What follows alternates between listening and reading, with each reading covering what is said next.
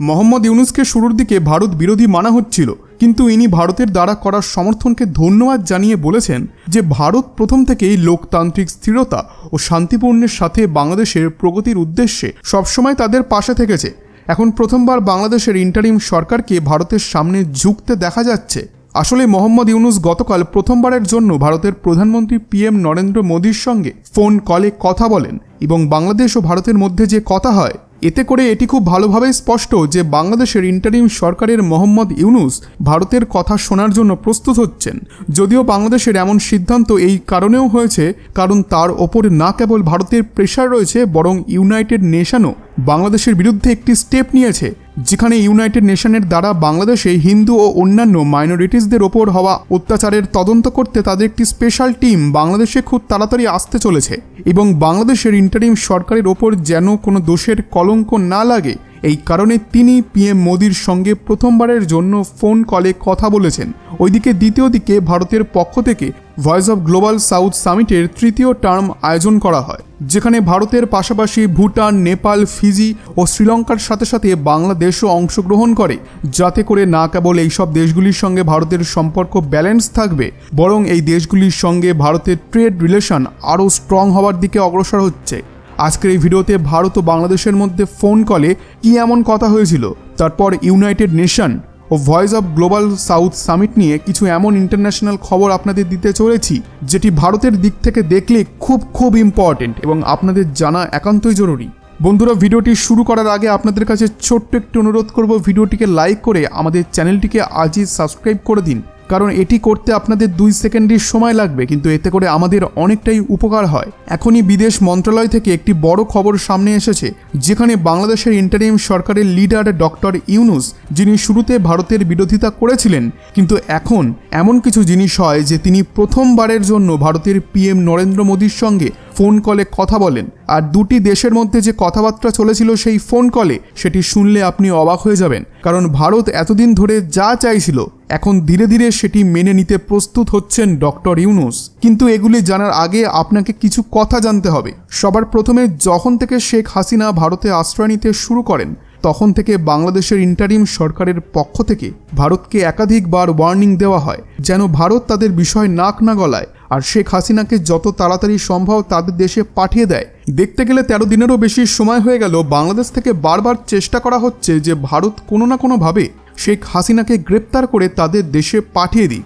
আপনাদেরকে জানিয়ে রাখি, শেখ হাসিনাও এখন বাংলাদেশে যাওয়ার জন্য প্রস্তুত, তবে যতদিন না পর্যন্ত বাংলাদেশের অবস্থা শান্ত হচ্ছে ততদিন পর্যন্ত তিনি যাবেন না, কারণ তার ছেলেও বলে দিয়েছেন যে যদি তিনি এখন বাংলাদেশে যান তাহলে তার জীবন সংকট হয়ে যেতে পারে।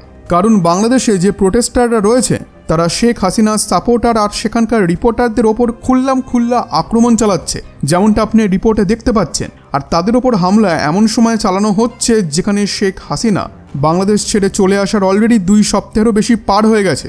আর অন্যদিকে ভারত ও বাংলাদেশের মধ্যে যে বাণিজ্য রয়েছে সেটিও অনেক ডিস্টার্ব হয়েছে। এমনকি ভারতের কিছু এক্সপোর্টারদের এমনটাও দাবি রয়েছে যে সামগ্রীগুলি বাংলাদেশে এক্সপোর্ট করা হতো তার পেমেন্ট করতে বাংলাদেশের খুব সময় লাগছে, কারণ বাংলাদেশের সিচুয়েশন অনেক সময় ধরেই খারাপ হতে শুরু করে। এছাড়া ভারতের কিছু ইন্ডাস্ট্রিজ রয়েছে যারা বাংলাদেশে নিজেদের সামগ্রী পাঠায়। তারা অনুমান লাগিয়েছেন যে বাংলাদেশের অর্থ ব্যবস্থা যে হারে নামতে শুরু করেছে আর তা নিম্নমুখী, এতে করে পরে গিয়ে ভারতের সঙ্গে বাংলাদেশের ট্রেড রিলেশনে অনেক সমস্যা হতে পারে। আর ভারতের পলিসি মেকাররা চিন্তায় রয়েছেন এর জন্য যে ভারতের ইকোনমিতেও এর বড় একটি প্রভাব পড়তে চলেছে, কারণ বাংলাদেশই একটি এমন দেশ যেখানে সাউথ ইস্ট এলাকায় ভারত সবথেকে বেশি জিনিসকে এক্সপোর্ট করে ইনকাম করত, যেখানে প্রত্যেক বছর ভারত $12 বিলিয়ন জিনিসপত্রকে বাংলাদেশে এক্সপোর্ট করত, যেখানে জামাকাপড়, খাদ্য সামগ্রী, মেশিন ও অন্যান্য জিনিসও ছিল। এরপর নেক্সট সবথেকে বড় আপডেট হলো যে রিসেন্ট সময়ে ভারত ও ইউনাইটেড নেশনের দিক থেকে বাংলাদেশের ওপর প্রেশার পড়ছে। তো এখন বাংলাদেশ ভারতের সঙ্গে সম্পর্ক খারাপ করতে চাইছে না। আসলে এই বিষয়ে PM মোদি তার টুইটার অ্যাকাউন্টে অর্থাৎ X অ্যাকাউন্টে একটি পোস্টের মাধ্যমে জানিয়েছেন যে সম্প্রতি বাংলাদেশের ইন্টারিম সরকারের লিডার মোহাম্মদ ইউনুসের তরফ থেকে নরেন্দ্র মোদীকে ফোন করা হয়, যেখানে ভারত ও বাংলাদেশ একে অপরের বিচারকে নিজেদের সামনে রেখেছে। আর এর মাঝেই ডক্টর ইউনুস ভারতকে এমন কিছু কথা বলেন যাতে করে চীন ও পাকিস্তান যারা বাংলাদেশকে উত্তক্ত করছিল তারা এবার সমস্যায় পড়বে। ডক্টর ইউনুস ভারতকে এটি বলার চেষ্টা করেন যে এখনও আমরা ভারতের সাথেই রয়েছি এবং আমরা ভারতের সঙ্গে আমাদের বাণিজ্যিক সম্পর্ককে খারাপ করতে চাই না। শুধু তাই নয়, ভারত যেখানে যেই কথাটি বাংলাদেশকে বোঝানোর চেষ্টা করছিল, বাংলাদেশ এখন সে কথা মেনে নিতে প্রস্তুত।